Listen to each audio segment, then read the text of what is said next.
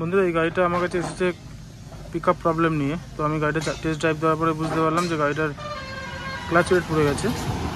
তো আমি এখন এই গাড়িটা ক্লাচ প্লেট চেঞ্জ করব। প্রথমে আমি বোল্টগুলো সব খুলে নেব, খুলে নেওয়ার পরে দেখবো যে ক্লাচ প্লেটের কী অবস্থা, যে শুধু ক্লাচ প্লেট পাল্টাতে হবে নাকি না পুরো অ্যাসেম্বলটা পাল্টাতে হবে সেটা আমি দেখব। তো চলুন এখন খুলে নিই কভারটা।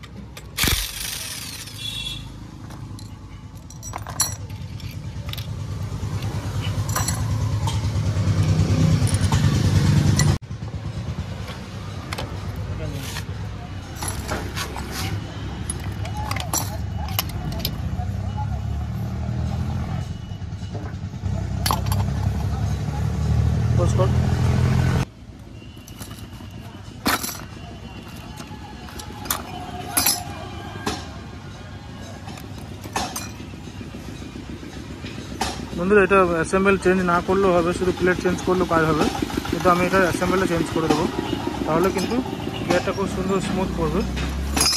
প্লেটটা চেঞ্জ করলে শুধু হতো, আমি এটা পুরো অ্যাসেম্বলটা চেঞ্জ করব।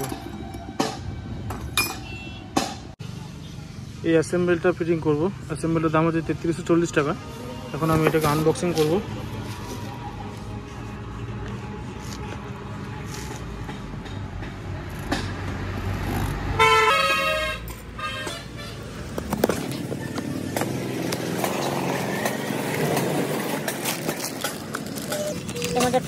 ভরা আছে দেখতে পাচ্ছেন, ক্লাচ প্লেট, স্টিল প্লেট, বাকি সব মাল এখানে আছে।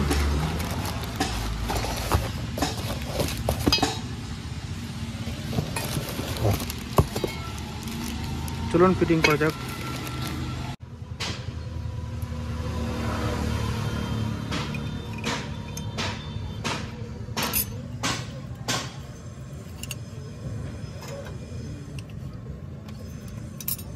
প্রত্যেকে না আমার হাতটা আসছে তোমার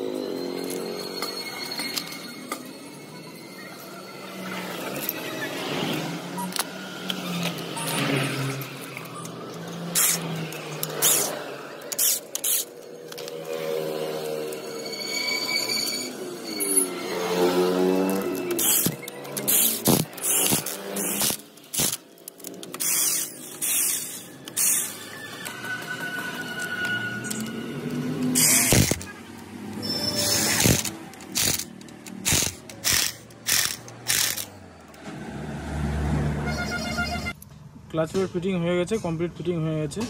আমি এখন বিয়ারিংটা ফিটিং করব। যখনই ফিটিং করবেন এই পুশ রডটাকে গ্রিজ লাগিয়ে ফিটিং করবেন, তা না হলে কিন্তু ক্লাচ অনেক টাইট লাগবে, হার্ড লাগবে এবং গিয়ারের সমস্যা হবে। ঠিক এরকমভাবে গ্রিজ লাগাবেন, আবার ফিটিং করবেন। এই মাথাতে কিছুটা পরিমাণে গ্রিজ লাগিয়ে দেবেন। ফিটিং হয়ে গেছে পুরো clutch plate, LH cover fitting হয়ে গেছে। এবার আমি চালিয়ে দেখে নেবো যে গাড়িটা পিক আপ বেড়েছে কিনা। অবশ্যই পিক আপ বাড়বে, অনেকটা বাড়বে। তো আজকে ভিডিও এখানেই।